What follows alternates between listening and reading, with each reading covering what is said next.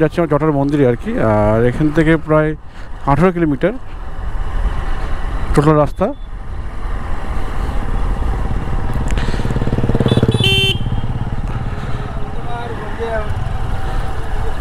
সরে যাবো ডান দিকে।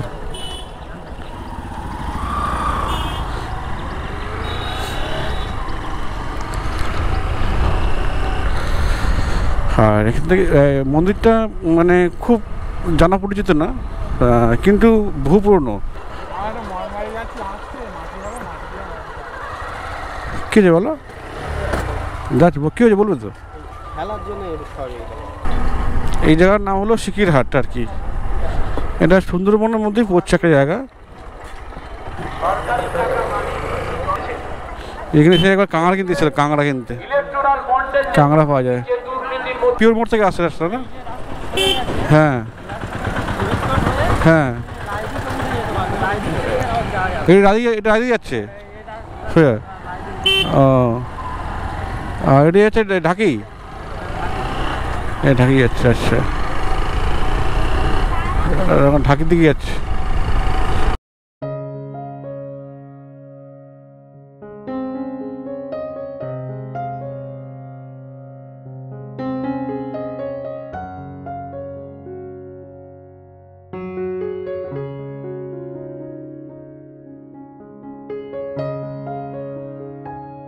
আমরা রাধাবল্লভপুর মোড়, এটা বাজার বলতে পারো আর কি, রাধাবল্লভপুর বাজার এটা। আর যেহেতু লোকাল এরিয়া, গাড়ি এখানে একটু আসতে চালানো বিরাট হবে। চলে আসলাম ঘটিহারানিয়া বাজার। আচ্ছা, ঘটিহারানিয়া বাজার খুব জমজমাট বাজার দেখেই বোঝা যাচ্ছে। এখন দোকানপাট খুব একটা খোলেনি।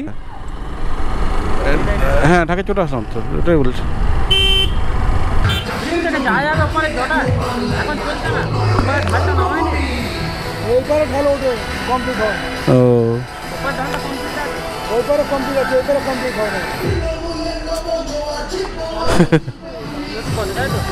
আসছে, লোক আসছে।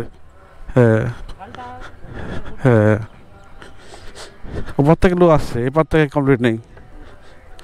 কমপ্লিট হয়ে গেলে ঝালনা মিটে যাবে। হ্যাঁ,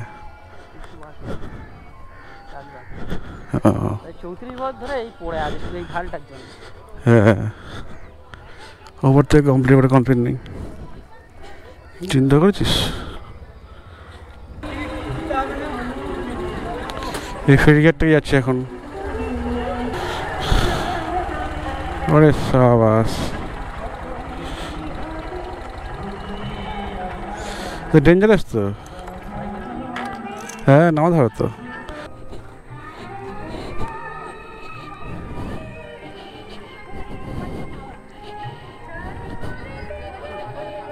শালা কি করে নাম ওরে, বলো না, আমি তো বলো টাকা দিয়ে দেবো। সব অভ্যাস নিতে সব। বাইকটা তুলে নাও।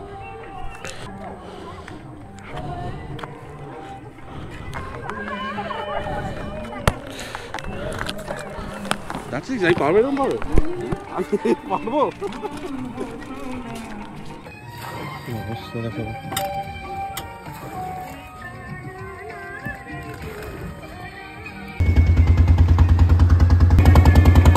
আমি যাচ্ছি ওপরে, আমার যাবো পরে, যাবে ওই পরে যাবো। হ্যাঁ, জটাই যাবো, জটা।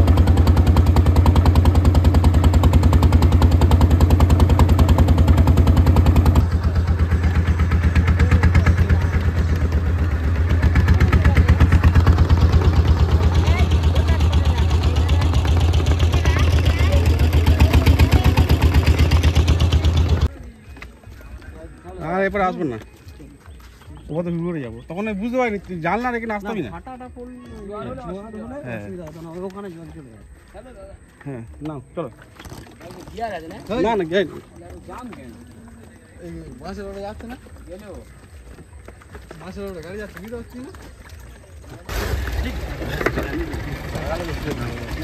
না।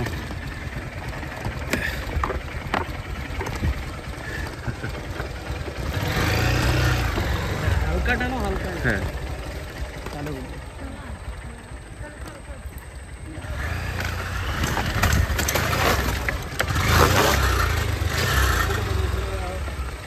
ওই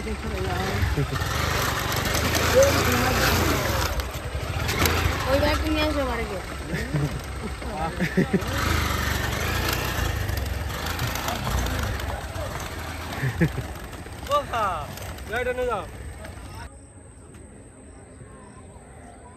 সেই ওখান থেকে আসলাম।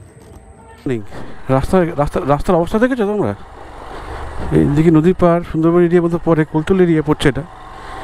রাস্তা নেই। কটা বন্ধ খেয়া চলে? এই বাদে যাবো? রাস্তা অবশ্য দেখ।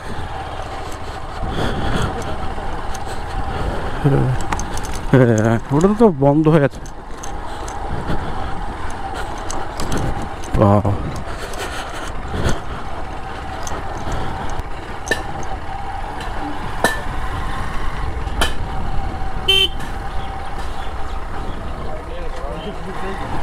হ্যাঁ, চিন্তা কর।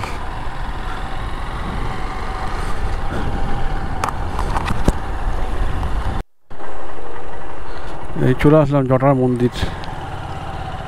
হ্যাঁ, এই মন্দিরটা দেখছিলাম, জটেশ্বর জটার দেউল। আচ্ছা, হ্যাঁ, জটার দেউল মন্দির। এটা বহু পুরনো মন্দির। এটা জটার দেউল। হ্যাঁ, অনেক পুরনো মন্দির।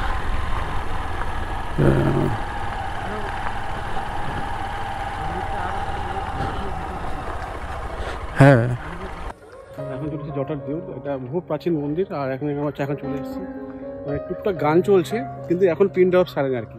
তোমার পিন ড্রপ সাইলেন্ট এখানে আছে, কিন্তু মাইক বাজছে বলে আওয়াজটা শোনা যাচ্ছে, নাহলে কোনো আওয়াজ নেই এখানে, মানে ঝিঝি পোকার আওয়াজ বয়ে যাচ্ছে।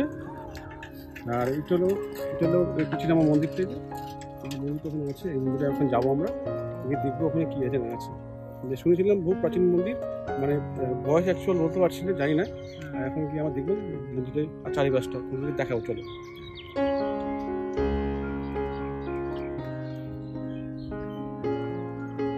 খুব সুন্দর আর কি, চারিদিকে চার ধরে আপনি সুন্দর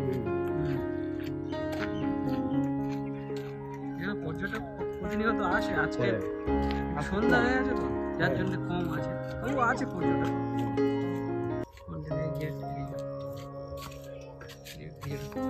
এখানে কোনো যে পয়সা টয়সা নেই যে না, লাগবে, কোনো এন্ট্রি লাগে না।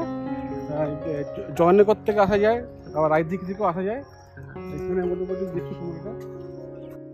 মন্দিরটি তৈরি হয়েছিল 1001 থেকে 1111 এমসির মধ্যে। মন্দিরটা তৈরি হয়েছে ইট ও সুরকি দিয়ে। এই মন্দিরে আসতে গেলে তোমার আপনাদেরকে মথুরপুর নামতে হবে। মথুরপুর থেকে নেমে রায়দিঘি বাজার, রায়দিঘি বাজার থেকে আবার অটো পাওয়া যায়, টোটো পাওয়া যায়। জটার দেউল বললে এখানে নামিয়ে দেবে, বেশি ভাড়া নেয় না। বাই রুট কলকাতা থেকে আসতে গেলে এখানে মোটামুটি 85 কিলোমিটার লাগে। মথুরাপুর থেকে আসা যায়, ওই মথুরাপুর থেকে আসাই ভালো। এইপারে যদি দেখালাম ব্রিজটা একটু আগে, এই ব্রিজটা এখন তৈরি হয়নি। তার তৈরি হলে কি এই জায়গাটা অনেকটা শর্টকাট হয়ে যায় আর কি। মানে বারোসার থেকে ঢুকে একটা শর্টকাট রাস্তা আছে, যেটা আর কি ডাইরেক্ট ঢাকি আসা যায়। ঢাকি মোড় থেকে ডান দিকে যে ব্রিজটা দেখালাম, ব্রিজটা তৈরি হয়ে গেলে বেশি কোনো সময় লাগবে না। এই মন্দিরটার একটা ইতিহাস আছে, বহু পুরনো ইতিহাস, যেটা শোনা কথা, কিছু গুগল করে জানতে পারলাম। যে মন্দিরটার সূচনা হয় রাজা জয়ন্তচন্দ্রর সময়ে 975 এডিতে। তখন যা সূচনা করেছিল। মন্দিরটা তৈরি হয় 1001 সাল থেকে 1011 সালের মধ্যে আর কি। তখন কি এই মন্দিরে কোনো মূর্তি ছিল না, মূর্তি ছাড়াই মন্দির তৈরি হয়েছিল।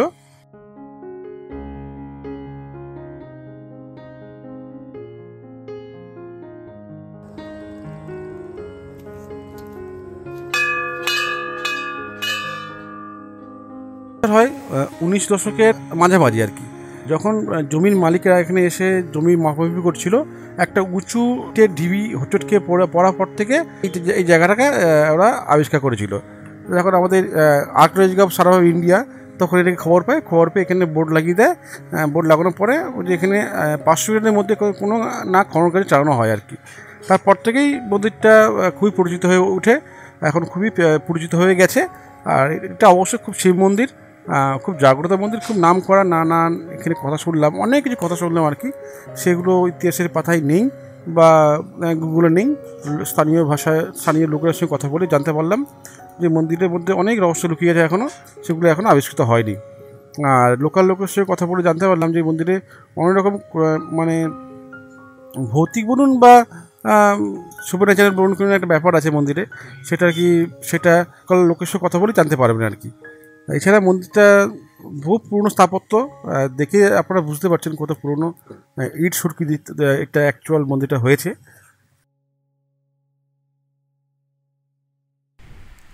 আর মন্দিরটা আশেপাশে যেগুলো খাওয়ার ব্যবস্থা কিছু নেই, এখানে কোনো হোটেল নেই, কিছু নেই। আপনাকে খেতে গেলে যেতে হবে রায়দিঘি বাজারে বা মথুরাপুরে, থাকার কোনো ব্যবস্থা নেই। জাস্ট একদিনের কলকাতা থেকে ট্যুর করতে পারেন। খুব সুন্দর জায়গাটা, খুব সুন্দর লোকেশন, বেশ খানিকক্ষণ সময় কাটানো যায়। আর উইকেন্ড ডেস্টিনেশন বলতে পারো তোমরা। এখানে কোনো থাকার জায়গা নেই, যেহেতু সকালে এসে বিকেলে বেরিয়ে যাওয়া যায় আর কি। আশেপাশে কোনো খাওয়ার দোকান তেমন একটা নেই। আর তোমার দু একটা এমনি স্টল বসে, টুকটাক খাবার দোকান বসে। ভাতের হোটেল এখানে কিছু নেই, থাকার জায়গাও কিছু নেই। আর তোমার এখানে আসলে জাস্ট ওই জায়গায় তোমার পার্কিং করতে হয়, পার্কিং করে ওখান থেকে আর কি আসতে হয়। হ্যাঁ, টুকটা হালকা খাবার পাওয়া যাবে, পাওয়া যাবে।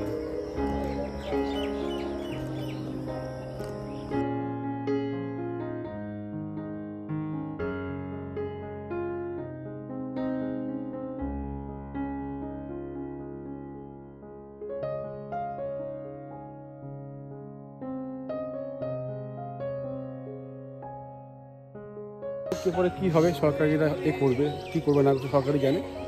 যাই হোক, মন্দিরে আসলাম, খুব ভালো লাগলো, বেশ সুন্দর একটা পরিবেশের মধ্যে। তোমরাও আসতে পারো, এসে ঘুরে যেতে পারো, ভালো লাগবে। বেশ একদিনের জন্য আসবে, মথুরাপুরে নামতে হবে, নেমে এখানে আসতে হবে আর কি। ভিডিওটা ভালো লাগলে অবশ্যই লাইক করবেন, কমেন্ট করবেন, শেয়ার করে দেবেন। আর বেশি বেশি করে শেয়ার করবেন, সবাইকে অবশ্যই জানাবেন জায়গাটা কোথায় কেমন। আর অবশ্যই আসবেন, একবার এসে ঘুরে যাবেন। সবাই ভালো থাকবেন, সুস্থ থাকবেন।